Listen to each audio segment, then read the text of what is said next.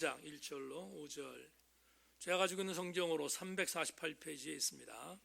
신약성경 참고하실 수 있기를 바랍니다. 말씀을 제가 봉독하겠습니다. 형제들아, 내가 너희에게 나아가 하나님의 증거를 전할 때에 말과 지혜의 아름다운 것으로 아니하였나니, 내가 너희 중에서 예수 그리스도와 그가 십자가에 못 박히신 것 외에는 아무것도 알지 아니하기로 작정하였습니다. 내가 너희 가운데 거할 때 약하고 두려워하고 심히 떨었노라.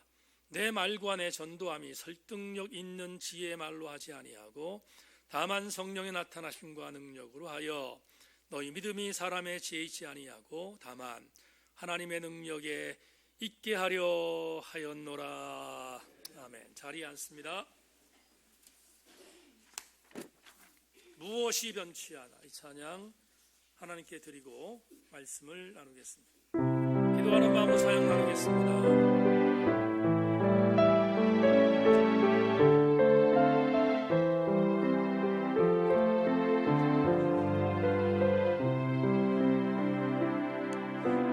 무엇이 변치 않아, 내 소망이 되며, 무엇이 한결같아 내 삶을 품으리. 그 누가 나 만족해 내 영이시며, 그 누가 기다려 내 영이 우리.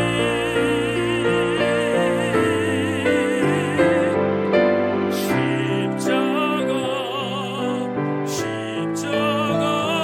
그 그늘 아래 내 소망이 있네. 십자가 그 그늘 아래 내 생명이. 다시 한번 드립시다. 무엇이 변치 않아, 무엇이 변치 않아 내 소망이 되며, 내 소망이 되며, 무엇이 한결같아 내 삶을 품으리. 그 누가 나 만족해 내 영이시며, 그 누굴 기다려 내 영이 기쁘리. 아멘 아멘. 십자가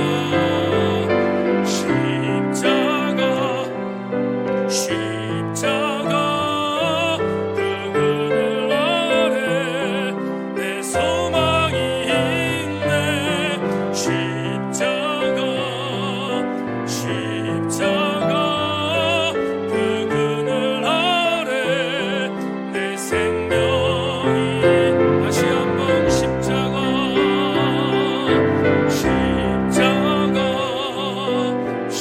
십자가 그 그늘 아래 내 소망이 있네.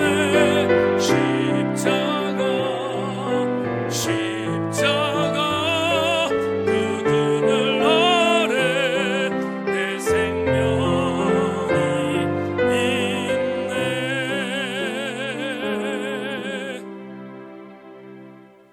오늘 세 번째 말씀을 오늘 교회의 표에 맞게 증거하겠습니다. 하나님, 지난 주일날 선포했던 것처럼 말씀 앞에 부들부들 떨게 하시는 은혜가 있게 하시고, 영적 감동도 있는 은혜로운 시간이 되게 하여 주옵소서. 말씀 앞에 겸손하게 하셔서 우리 모두를 말씀으로 묶어 주시옵소서. 도우실 주님을 의지하고 예수 그리스도 이름으로 기도하옵나이다. 아멘. 말씀의 기도를 읽으십시다. 인사하겠습니다.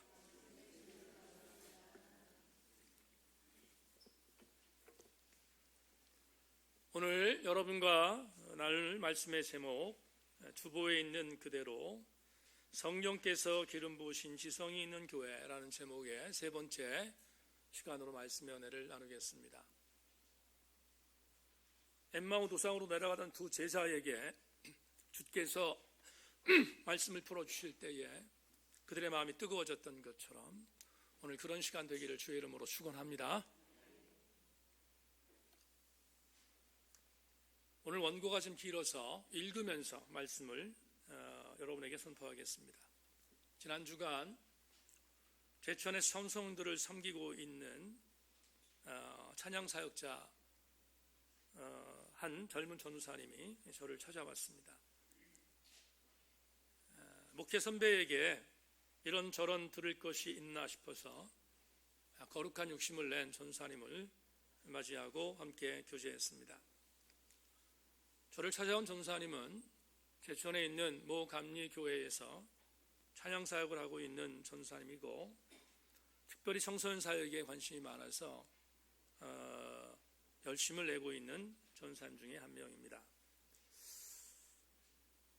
그 전사님이 저에게 찾아와서 이런저런 이야기를 하고 교제를 하다가 저에게 감리교단에 속해 있는 전도사로서 원하든 원하지 않든 연합집회에 참석하는 일들이 굉장히 많은데 본인은 찬양사역을 인도하기 때문에 그런 연합집회에 어쩔 수 없이 참석하는 일들이 참 많이 있는데 참석할 때마다 굉장히 속이 상한다 하는 이야기를 저에게 전해 주었습니다.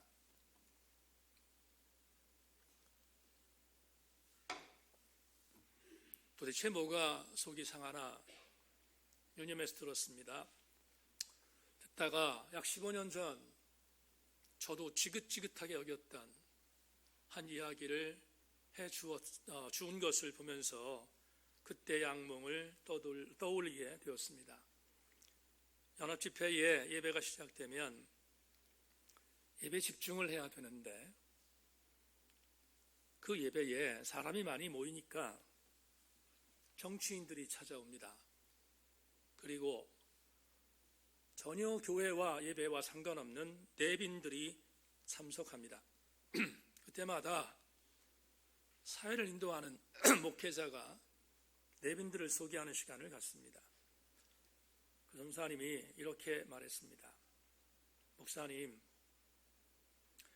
왜 예배에 내빈들을 소개해야 합니까? 도대체 왜 그래야 합니까? 그럴 때마다 정말 많이 속상합니다 하는 이야기를 전언해 주었습니다.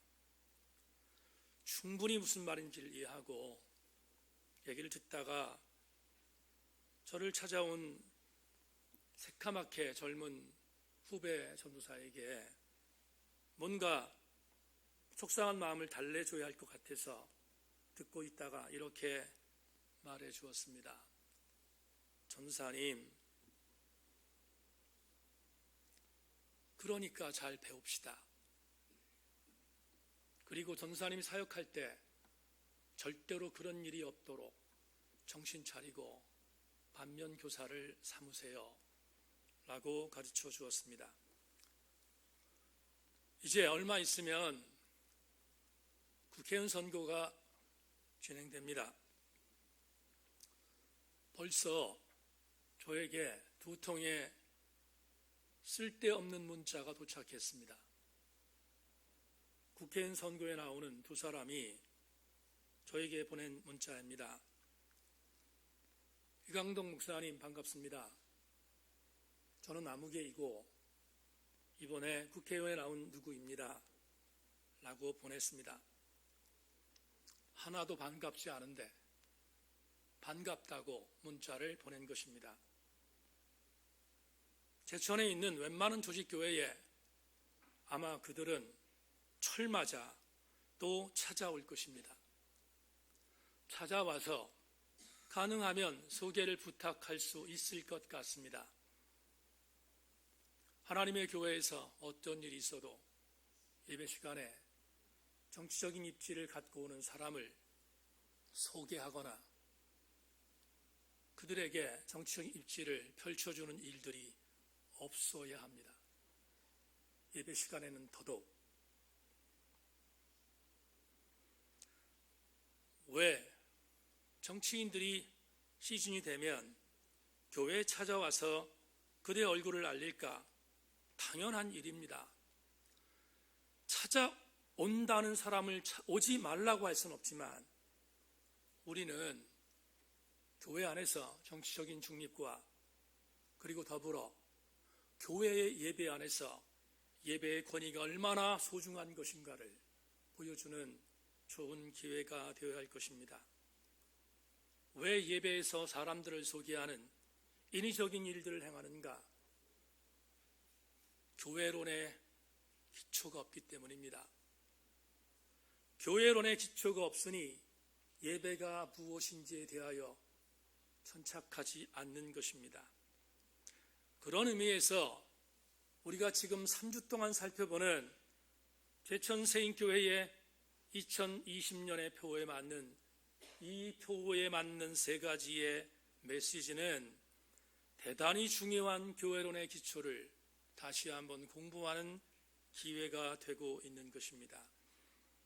지난 2주 동안 첫 번째 주에는 성령이 기름 부어주시는 지성적인 교회가 되려면 사도행전적인 역동이 지속적으로 일어나야 함을 역설했고, 지난주에는 하나님의 나라를 선포하는 교회가 되어 이미 이루어진 하나님의 나라에서 먹고 마시는 일에 혈안이 되는 비본질적인 것에 몰두하는 교회가 아니라 하나님의 의, 하나님의 평강, 하나님의 기쁨으로 신앙의 본질을 붙들어 하나님께서 이 땅에서 이루어내신 하나님의 나라에서 다시 오실 하나님의 나라를 기대하며 마땅히 그리스도인의 삶을 살아내는 것이, 그게 바로 성령이 기름 부으신 지성 있는 교회가 되는 두 번째 메시지임을 선포했습니다. 오늘은 마지막으로 세 번째, 성령께서 기름 부으시는 지성적인 교회가 되는 세 번째의 신앙행동 강령을 여러분에게 말씀드립니다. 자막에 나옵니다. 우리 교회는 캐리그마, 십자가의 선포의 신학을 사수하는 교회가 되기를 소망합니다. 이제 캐리그마라는 단어를 소개하겠습니다. 지금 여기서 예배를 드리는 한 집사님이 우리 교회에 처음 나와서 이런 말씀을 저에게 전했습니다. 목사님, 부끄럽지만 캐리그마라는 단어를 세인교회에 나와서 처음 접했습니다. 그럴 수 있습니다. 많은 교회에서 익숙하게 사용하지 않는 단어이기 때문에 그렇습니다. 그러나 저는 개인적으로 캐리그마라는 단어를 대단히 중요한 단어로 사용합니다. 캐리그마는 헬라어 명사를 번역으로 말한다면 설교를 말합니다. 그런데 이것을 조금 풀면 캐리그마는 설교를 선포한 내용인데 그 선포 안에 있는 권위를 말합니다. 캐리그마라는 의미는 그래서 권위 있는 선포, 권위 있는 설교라는 의미로 해석할 수 있습니다. 성경적인 근거로 캐리그마를 소개하는 대단히 중요한 성경의 구절은 사도행전 2장에 기록되어 있습니다. 베드로를 비롯한 많은 제자들이 오순절 마가닥방에 모여 성령을 받았습니다. 성령을 인격적으로 체험한 것입니다. 성령을 인격적으로 체험한 그들 중에 베드로가 밖으로 나와 첫 번째 유대인들을 향하여, 예수를 십자가에 못 박아 죽인 유대인들을 향하여 첫 번째 설교한 내용이 사도행전 2장 22절 이하에서 누가에 기록되고 있습니다. 너무 긴 구절이라 두 구절을 나누어서 보겠습니다. 사도행전 2장 22절로 24절을 제가 여러분들에게 읽어드립니다. 이스라엘 사람들아, 이 말을 들으라. 너희도 아는 바와 같이 하나님께서 나사렛 예수로 큰 권능과 기사 표적을 너희 가운데 베푸사 너희 앞에서 그를 증언하였느니라. 그가 하나님께서 정하신 뜻과 미리 아신 대로 내준 바 되었거늘 너희가 법 없는 자들의 손을 빌려 못 박여 죽였으나 하나님께서 그를 사망의 고통에서 풀어 살리셨으니 이는 그가 사망에 매어 있을 수 없었음이니라. 내준 바 대신 탄생, 법 없는 자들의 손을 빌려 못 박아 죽인 예수 그리스도의 죽음, 그러나 하나님께서 그를 사망의 고통에서 풀어 살리셨던 그리스도의 부활, 이것이 바로 케리그마입니다. 이어지는 사도행전 2장 32절로 36절을 한 구절만 더 소개하겠습니다. 이 예수를 하나님이 다시 살리신지라. 예수 그리스도의 부활입니다. 우리가 다 이 일의 증인이로다. 하나님이 오른손으로 예수를 높이시며 그 약속하신 성령을 아버지께 받아서 너희가 보고 듣는 이것을 부어주셨느니라. 다윗은 하늘에 올라가지 못하였으나 친히 말하여 이르되 주께서 내 주에게 말씀하시기를 내가 내 원수로 내 발등상이 되게 하기까지 너는 내 우편에 앉아 있으라 하셨도다 하였으니 그리스도의 승천입니다. 그런즉 이스라엘 온 집은 확실히 알지니 너희가 십자가에 못 박은 이 예수를 하나님의 주와 그리스도가 되게 하셨느니라 하니라. 예수 그리스도의 주되심입니다. 그렇다면 케리그마는 뭘까? 권위 있는 선포의 설교의 내용, 케리그마는 뭔가? 다시 강조합니다. 예수께서 우리에게 오신 탄생, 예수께서 우리를 위하여 고난당하신 고난, 예수께서 우리를 위하여 죽으셨던 죽음, 예수 그리스도께서 하나님이 다시 살리셨던 부활, 그리고 그분은 하나님 우편 보좌에 앉아 계시는 아름다운 승천, 그리고 다시 오실 예수 그리스도의 재림, 그리고 가장 중요한 것, 바로 그분이 저와 여러분의 구주가 되셨다는 아름다운 선포가 케리그마인 줄로 믿습니다. 우리 교회는 성령께서 기름 부으신 지성적인 교회가 되기 위하여 이 강단에서 케리그마 이외에 그 어떤 것도 증거되지 않는 교회가 되기를 주의 이름으로 축원합니다. 오늘 여러분에게 본문 고린도전서 2장을 읽었습니다. 제 설교 원고에 고린도전서 2장의 강해를 언제 했는가를 살펴보니 2016년에 진행했습니다. 이제 4년이 되었습니다. 그런데 그럼에도 불구하고 상당히 많은 케리그마의 설교를 알려주는 텍스트를 정하기 위하여 고민하다 이 구절을 택한 이유는 본문 2절 때문입니다. 2절을 제가 읽겠습니다. 내가 너희 중에서 예수 그리스도와 그가 십자가에 못 박히신 것 외에는 아무것도 알지 아니하기로 작정하였습니다. 다시 한번 읽겠습니다. 내가 너희 중에서 예수 그리스도와 그가 십자가에 못 박히신 것 외에는 아무것도 알지 아니하기로 작정하였음이니라. 여러분, 진보적인 신학을 공부한 목회자 중에서 언젠가 한번 어떤 모임 석상에서 이런 이야기를 하는 것을 들은 적이 있습니다. 내가 너희 중에서 예수 그리스도와 그가 십자가에 못 박히신 것 외에는 아무것도 알지 아니하기로 작정했던 바울을 어떻게 인정하나? 이런 소통을 거부한 극단적인 폐쇄주의자를 어떻게 인정하라는 것이냐라고 공격하는 소리를 들은 적이 있습니다.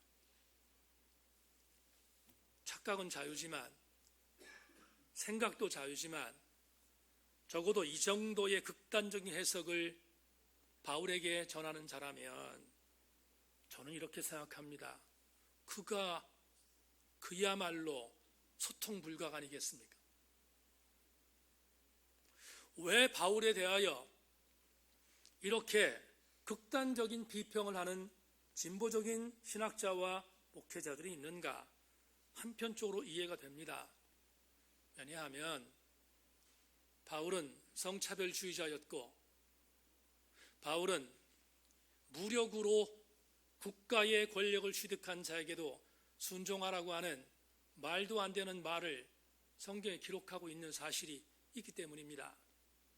저는 바울이 아무리 하나님의 위대한 사람이라 할지라도 예수 그리스도의 아주 위대했던 사역자라 하더라도 그가 말했던 부분에 받아들일 수 없는 것은 동의하지 않습니다.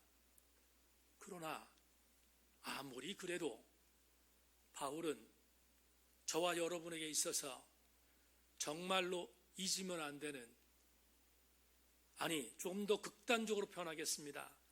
바울이 없었다면 기독교는 존재하지 않을 수도 있었습니다. 그만큼 바울은 우리에게 대단히 중요한, 우리가 본받아야 할 인물 중에 하나입니다. 그는 오늘 고린도 전서를 썼습니다.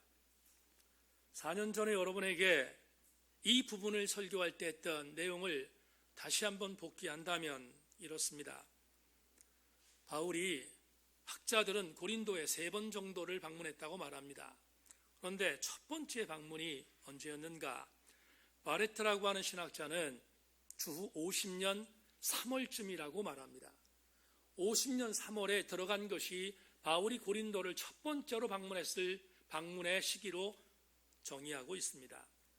성경은 뭐라고 말합니까? 사도 바울이 첫 번째 고린도에 가서 그가 고린도에 있는 사람들에게 복음을 전하고 교회를 세웠다고 말합니다. 그런데 그 기간이 1년 6개월이라고 못 받고 있습니다. 그렇다면 이런 정황이 우리에게 해석됩니다. 바울이 50년 3월쯤 고린도에 들어갔다면 그가 고린도를 다시 떠났을 때는 51년 9월쯤이 될 것입니다. 1년 6개월 동안 사역을 하고 교회를 세웠고 수많은 그리스도인들로 개종시켰던 그는 수리오 안디옥 쪽으로 또 다른 사역을 위하여 떠난 것입니다. 또 한 가지 정보를 드리겠습니다. 고린도 전서를 공부할 때 기억나십니까? 이 고린도 전서는 어디서 썼습니까? 에베소에서 썼습니다. 에베소에서 고린도 교회의 사도 바울이 그렇게 애지중지 세웠던 교회가 만신창이 된 교리적인 싸움과 다툼들이 있다는 이야기를 듣고 급한 나머지 에베소에서 쓴 편지가 고린도 전서라고 했습니다. 그런데 이 바레트는 이렇게 말합니다. 다른 신학자들도 이 부분은 거의 동의합니다. 에베소에서 고린도 전서를 썼을 때가 주후 53년부터 55년으로 추측합니다. 그러면 우리는 이런 이해에 도착합니다. 사도 바울이 고린도전서를 썼던 에베소에서 이 엄청난 편지를 쓸 때 그가 어떤 마음이었겠습니까? 이런 마음이었습니다. 고린도에서 겪었던 수많은 경험들을 떠올리지 않았겠습니까? 그가 고린도에서 사역했을 때 그가 당했던 여러 가지 일들에 대한 것들을 떠올리며 이 편지를 쓰지 않았겠습니까? 그런데 그때 사도 바울의 갖고 있었던 심령적인 정서가 어땠는지를 보여주는 동사가 오늘 무려 3가지가 3절에 있습니다. 지금 이미 떠나서 고린도라고 하는 지역에서 그가 사역했던 50년 3월부터 51년 9월쯤에 있었던 여러 가지 정황에 대한 그가 경험했던 소회를 오늘 본문 3절에서 이렇게 말하고 있습니다. 내가 너희 가운데 거할 때에 약하고 두려워하고 심히 떨었도다. 바울은 고린도에 맨 처음 갔을 때 그는 3가지를 갖고 있었습니다. 약했습니다. 그는 육체적인 질병이 있었기 때문입니다. 그는 두려워했습니다. 이제 설명하겠습니다. 떨었습니다. 또 설명하겠습니다. 집중해 주기를 바랍니다. 바울이 50년 3월경에 고린도에 들어가기 전 그가 거주했던 곳은 아덴이었습니다. 아덴은 지금 그리스의 수도인 아테네를 의미합니다. 그때나 지금이나 아덴은 헬라 철학의 집성지였고 본거지였습니다. 그곳에서 헬레니즘 문화가 그쪽에서 발현했고, 수많은 당시의 모든 지혜와 지식은 헬레니즘 문화 속에 뿌리 박혀 있었습니다. 우리가 알고 있는 수많은 철학자들이 바로 이곳에서 토론하고 이곳에서 인간의 인본적인 지식과 지혜를 함께 키워나갔던 장소가 아덴이었습니다. 그런데 이 아덴에 바울이 들어갔습니다. 그리고 그곳에서 아레오바고라고 하는 언덕에서 아덴에 있는 수많은 현자들에게 복음을 증거했습니다. 복음을 증거했는데 이상한 일이 벌어졌습니다. 다른 지역에서 복음을 전할 때는 수많은 자들이 회심하고 어찌할까 통회했고 자복했는데, 여기에서 바울이 복음을 전할 때 아덴에 있었던 사람들은 꿈쩍도 하지 않습니다. 도리어 예수 그리스도의 복음을 증거하고 있는 바울을 향하여 비아냥됩니다. 사도행전 17장 32절에 아레오바고 아덴에서의 사역을 이렇게 누가는 보고하고 있습니다. 그들이 죽은 자의 부활을 듣고 어떤 사람은 조롱도 하고 어떤 사람은 이에 대하여 내 말을 다시 듣겠다 호불호가 있었습니다. 다시 바울이 예수께서 부활하셨다는 것을 말하자 아레오바고 언덕에 있었던 헬라의 문명에 빠져 있었던 많은 철학자들과 지식인들은 입을 삐죽댔습니다. 여러분, 여기 조롱하다고 하는 사도행 17장 32절의 말은 문자적으로 말하면 입을 삐죽대며 빈정거리는 것입니다. 말도 안 되는 것을 짓거리고 있다는 것입니다. 반대로 몇몇 사람들은 신비하게 받아들였습니다. 그래서 다시 듣고 싶어하는 마음이 있었지만 이들은 많지 않았습니다. 아덴에서 사도 바울의 설교를 듣고 있었던 수많은 사람들은 미친놈이라고 비아냥거렸습니다. 입을 삐죽대며 빈정거렸습니다. 입닥치라는 것입니다. 사도 바울은 이 기가 막힌 일을 당하면서 절망했습니다. 그리고 그가 당했던 비참함을 이어지는 사도행전 17장 33절로 34절에서 이렇게 보고합니다. 이에 바울이 그들 가운데서 떠나매 몇 사람이 그를 가까이 믿으니 그 중에는 아레오바고 관리 디오누시오와 다말이라는 여자와 또 다른 사람이 있었더라. 몇 사람을 제외한 나머지는 사도 바울을 공격했습니다. 견딜 수 없었던 사도 바울이 택했던 도시가 아덴을 떠나 고린도에 도착한 것입니다. 이제 고린도 도착한 사도 바울, 얼마나 많이 절망했겠습니까? 여타 다른 도시에서 엄청난 사역을 감당했던 사도 바울이 아텐에서 쓰라린 패배를 경험하고 고린도에 갔을 때 아무도 없었습니다. 누구도 그를 알아보지 못합니다. 누구도 아는 사람이 없었기 때문입니다. 혈혈단신이었고 그를 돕는 자도 없었습니다. 그는 외딴 섬에 유배된 것처럼 외로웠습니다. 그는 참담했습니다. 내가 이러려고 다메섹에서 예수 그리스도의 복음으로 말미암아 회심했고 내가 예수의 사역자가 되었다고 그는 절망할 수 있었을 것입니다. 그가 고린도에 도착했을 때 그는 너무나 힘들고 외로웠습니다. 그때를 주후 53년부터 55년 정도에 기록한 고린도 전서의 편지에서 이렇게 썼습니다.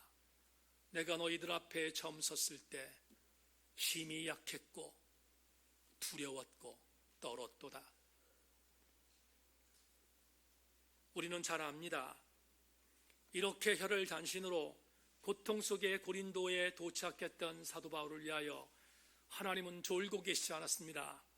하나님은 사람을 준비해 놓으셨습니다. 그를 도울 기가 막힌 부부 브리스길라와 아굴라를 예비해 놓으셨습니다. 그들은 경제적으로 사도 바울을 도왔습니다. 그리고 고린도라고 하는 지역에 복음을 증거하는 1등 공신이 되었습니다. 훗날 사도 바울은 브리스길라 아굴라 부부를 붙여준 것뿐만 아니라 위에 있는 데살로니가 지역에서 베레아에 사역하고 있었던 실라와 디모데도 고린도에 오게 하였습니다.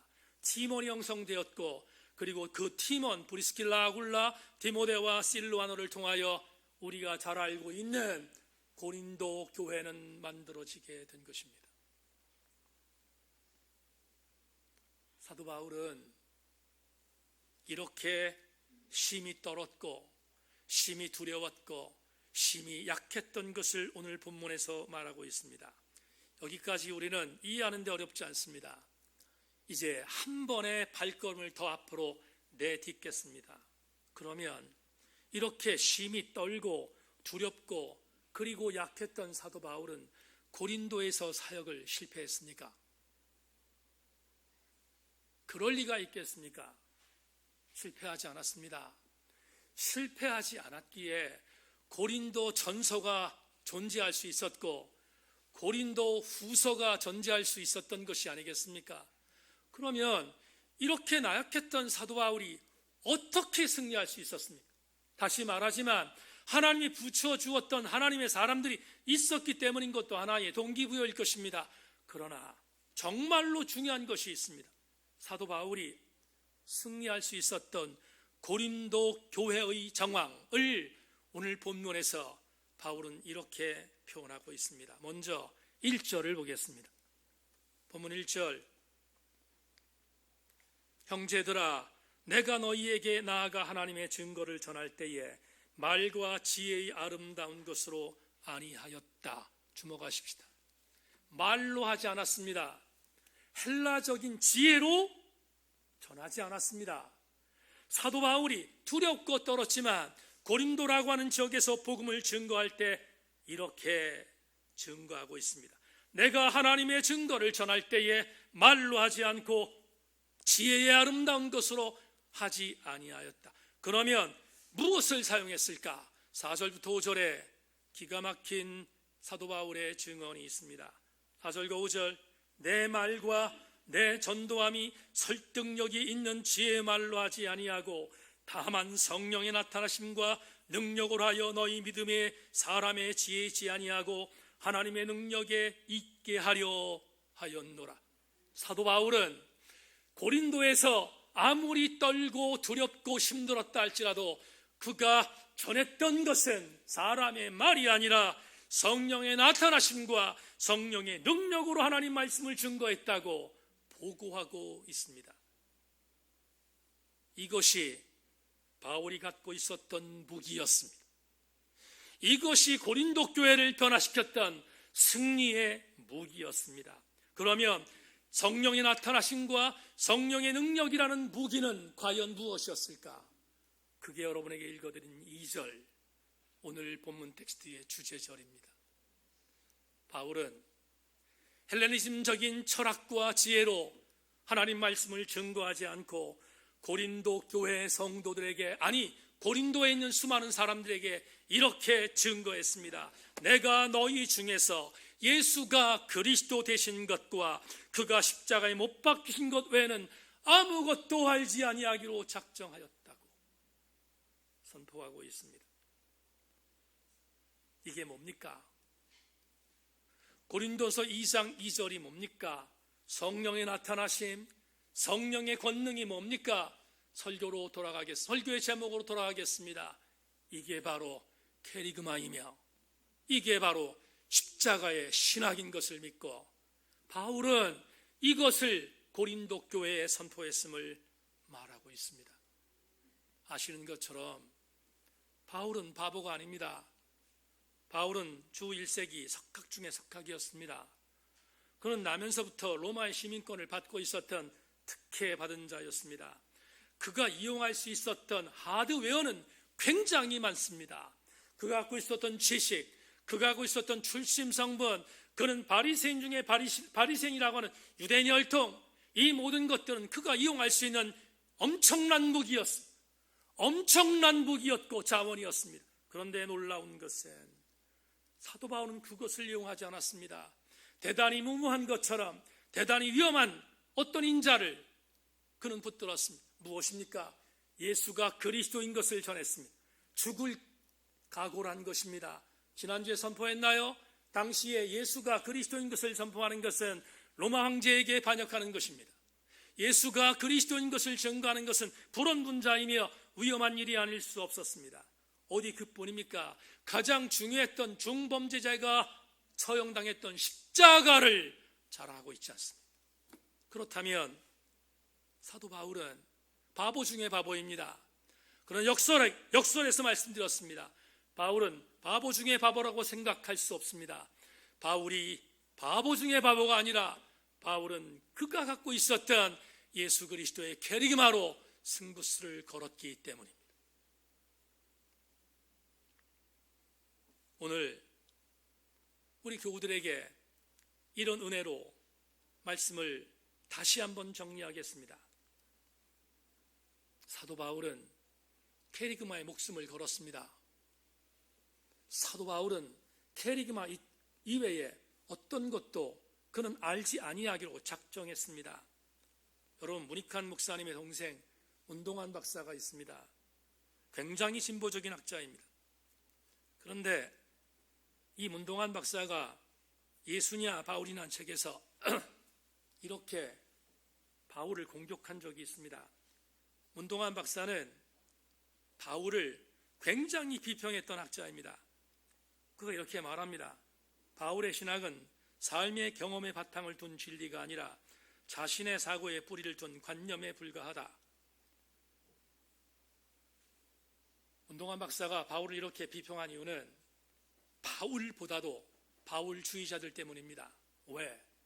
바울주의자들은 바울을 예수보다 위에 올려놓기 일쑤였습니다.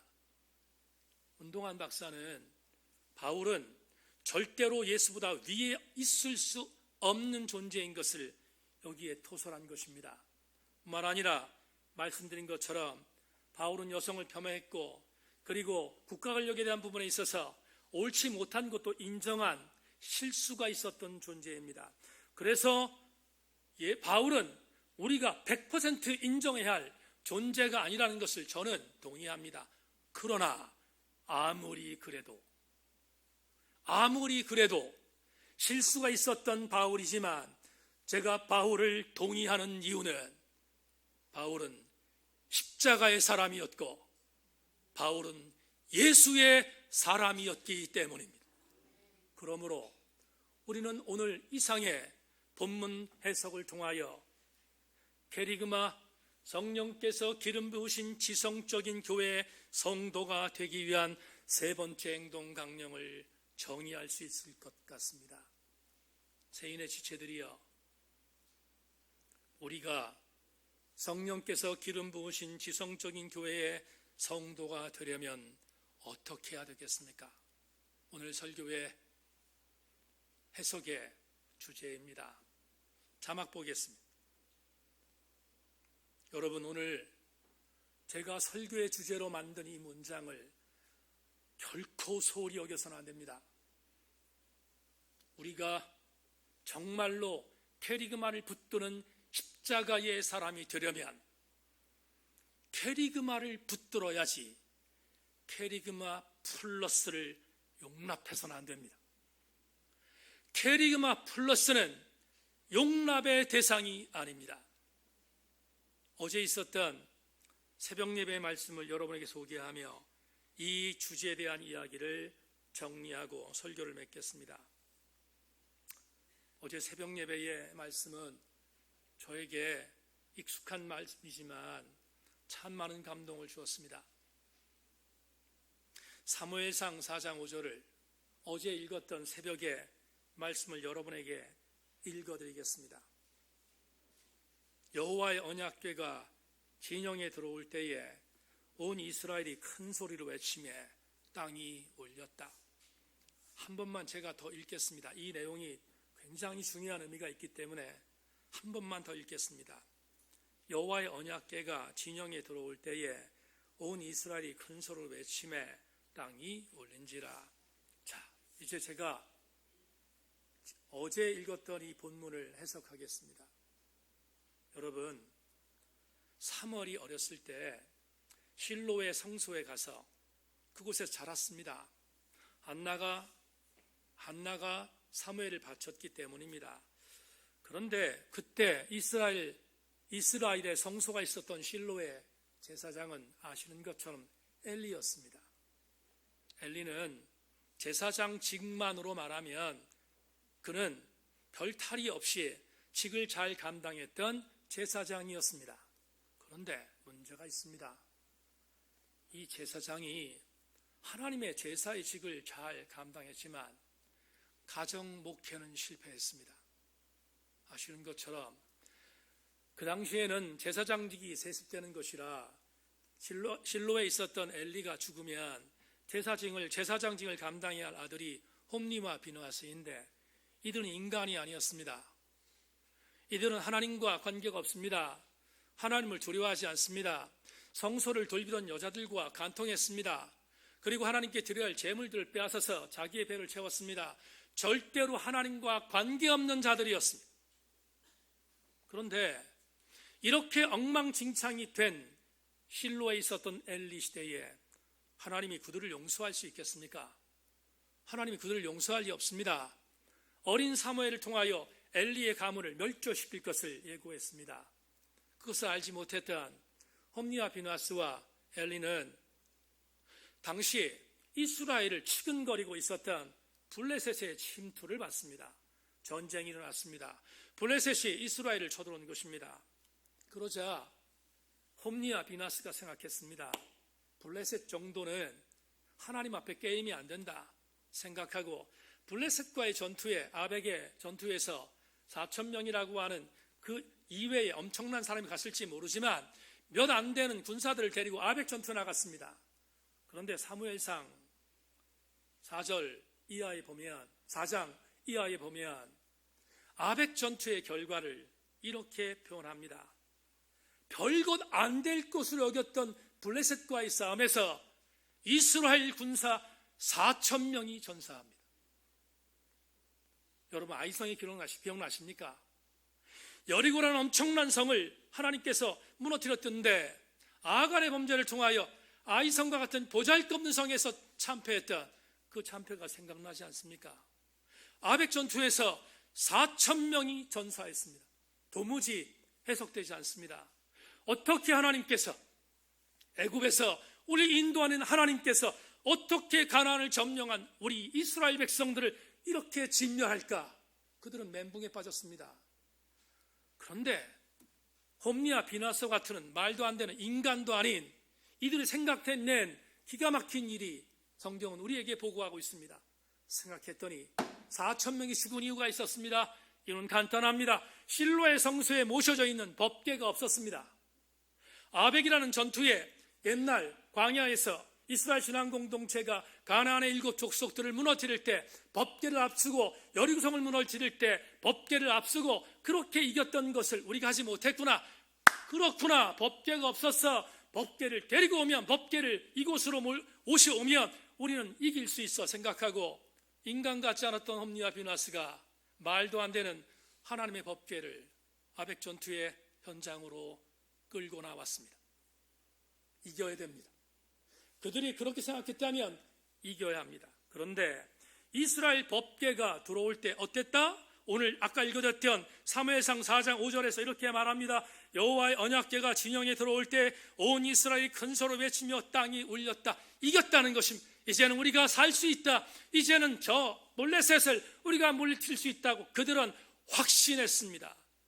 그런데 사무엘상을 기록한 사무엘상 4장 6절 이하에 이후의 삶을 역사가는 이렇게 기록합니다.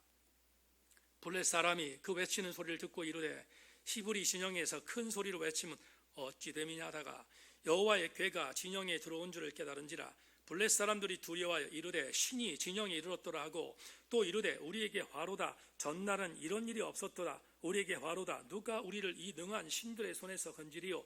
그들은 광야에서 여러 가지 재앙으로 애굽인을 친 신들이니라. 너희 블레셋 사람들아 강하게 되며 대장부가 되라. 너희가 히브리 사람의 종이 되기를 그들이 너희의 종이 되었던 것 같이 되지 말고 대장부와 같이 되어 싸우라 하고, 블레셋 사람들이 쳤더니 이스라엘이 패하여 각기 장막으로 도망하여 살육이 심히 커서 이스라엘 보병에 엎드려진 자가 3만 명이었으며 하나님의 궤는 빼앗겼고 엘리의 두 아들 험리와 비누아스는 죽임을 당하였더라. 여러분, 이겼습니까?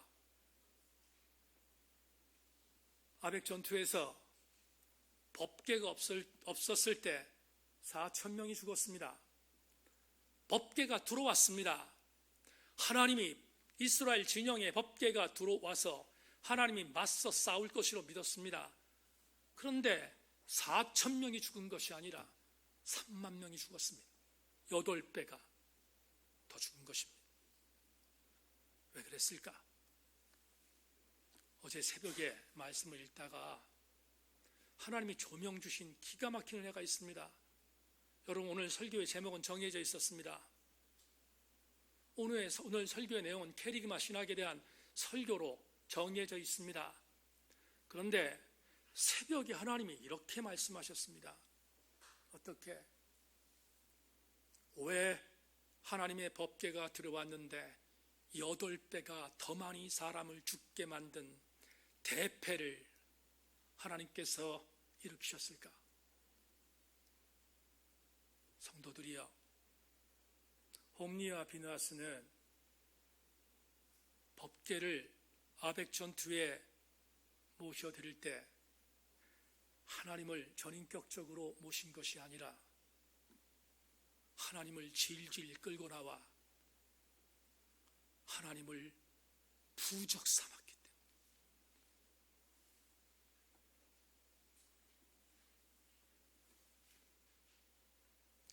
400년 동안 애굽에서 종살이하던 이스라엘 신앙 공동체는 당신의 백성을 모세를 통하여 견인하실 때 하나님은 이스라엘의 한 분이신 하나님이셨고, 이스라엘은 하나님의 선택된 백성이란 전인격적 관계를 통하여 하나님은 이스라엘을 구원하셨습니다. 다 같이 아멘. 그런데 아벡 전투에 홈리와 비느하스라고 하는 하나님을 전혀 모르는, 하나님을 무시하는, 하나님을 심지어 경멸하는 그들은 하나님을 전인격적으로 모신 것이 아니라 그들의 유익에 따라 부적으로 하나님을 전락시켰습니다. 오늘 우리가 가슴에 담아야 할 것이 있습니다. 캐리그마 신학이 무엇입니까? 십자가의 신학이 무엇입니까? 십자가는 나를 위하여 당신께서 나를 가장 사랑하는 존재로 인정하셔서 어거스틴이 말한 것처럼 수많은 사람들을 사랑하는 것처럼 나를 사랑한 것이 아니라 나 하나가 유일한 사람인 것처럼 나를 사랑하셨던 그 하나님께서 그의 아들을 나에게 보내주셨고, 그 아들을 죽기까지 나를 사랑하셨던 그 사랑의 감동이 십자가이며 캐리그마인 것입니다. 그렇다면 우리는 명심해야 할 것이 있습니다. 어떤 일이 있어도 십자가는 부적이 아니라 십자가는 나의 삶의 전부여야 하는 것입니다.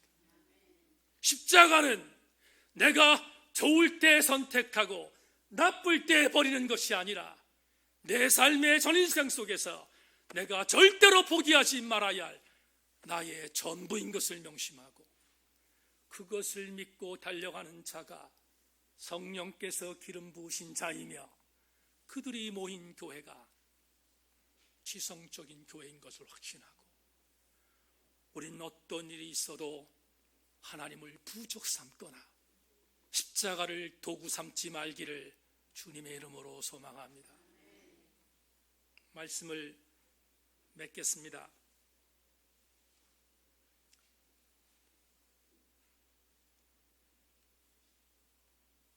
이제는 은퇴했는데 미국의 복음주의자로 유명했던 그레이스 커뮤니티의 존 메가더 목사님이 그리스도만으로 충분한 기독교라는 참 좋은 책을 쓴 적이 있습니다. 존 메가더가 은퇴하기 전에 썼던 이 책에서 이렇게 말했습니다. 우리는 그리스도의 충분하심을 굳게 붙들고 결코 거기에서 아무것도 더하거나 빼지 말아야 한다. 그리스도 안에 지혜와 지식의 모든 보화가 있다. 그리스도 안에 신성의 모든 충만이 육체로 거한다. 우리는 그리스도 안에서 충만해졌다. 그리고 아무것도 우리를 그리스도에게서 분리할 수 없다. 그 이상 무엇이 더 필요한가? 세인교회 지체들이여, 호주의 몰링 대학의 선교학 교수인 마이클 프로스트가 이탈리아 바티칸을 방문하여 바티칸 성당의 엄청난 위형을 보고 위험한 교회라는 책에서 이런 글을 남겼습니다. 나는 대리석이 깔린 성 베드로 대성당 바닥 위를 아무 주목도 받지 못한 채 정처 없이 걸어다니고 있는 가난하고 조롱당하는 갈릴리 한 목수를 상상하며 거의 울음이 나올 지경이었다. 예수님께서 우리에게 자기 십자가를 지고 그분을 따르라고 부르셨다. 바티칸 박물관의 그 모든 화려한 중세 미술품과 상관없이 예수께서는 완전히 벌거벗긴 채로 굳어버린 자신의 피를 뒤집어 쓰고 십자가에서 돌아가셨다는 것에 주목해야 한다. 그분의 손에는 주교의 직을 나타내는 관도 없었고 지팡이도 그리고 권력을 상징하는 그 어떤 상징물도 없었다. 그분의 빈손에는 그분을 십자가에 매달기 위한 엄지손가락 굵기만한 대문맛이 박혀 있을 뿐이었다. 세인교회의 성도들이여, 개신교회의 성도들은 바티칸에 있는 휘황찬란한 성화를 사모하는 자들도 아니요, 바티칸 성단을 휘놓고 있는 휘황찬란한 대리석에 열광하는 사람들도 아니요, 교황이 쓰고 있는, 교황만의 머리에 쓰고 있는 황제의 모자에도 열광하는 자가 아니며, 그가 갖고 있는 지팡이에 혈안을 하는 자도 아니며, 그가 앉아있는 자리, 지게도 목숨 거는 자들이 아닙니다. 세인교회의 성도들이여, 개신교회의 성도들은 예수 그리스도, 그분이 나의 전부인 것을 인정하고 달려가는 것에 목숨 거는 자들인 것을 명심하고, 우리는 게리그마 십자가의 신학에서 절대로 이탈하지 아니하는 하나님의 강력한 주인공들이 되기를 소망하며, 갈라디아서 6장 14절에서 말한 그대로, 그러나 내게는 우리 주 예수 그리스도의 십자가 외에 결코 자랑할 것이 없으니 그리스도로 말미암아 세상이 나를 대하여 십자가에 못 박히고 내가 또한 세상에 대하여 그러하니라 말한 것처럼, 내가 예수 그리스도와 그가 십자가에 못 박히신 것에 그 어떤 것도 알지 아니하기로 확정했다는 바울의 고백처럼 십자가를 붙들고 승리하는 우리 교우들 다 되기를 주의 이름으로 권면합니다. 하나님 감사합니다. 오늘 주의 말씀을 나누었습니다. 존귀하신 주님, 세인교회 모든 성도들마다 게리그마 플러스에 열광하지 말게 하여 주옵소서. 우리가 정말로 붙들어야 할 것은 게리그마의 설교이며 십자가의 은혜인 것을 명심하고, 우리는 예수가 그리스도 되셨고 그분이 나를 위하여 그렇게 십자가에 짊어지셨다는 아름다운 이 은혜만을 사수하는 우리 성도들, 우리 세인교회 되게 하여 주옵소서. 하나님, 흔들리지 아니하고 십자가의 은혜 안에 서게 하여 주시옵소서. 예수 그리스도의 이름으로 기도하옵나이다.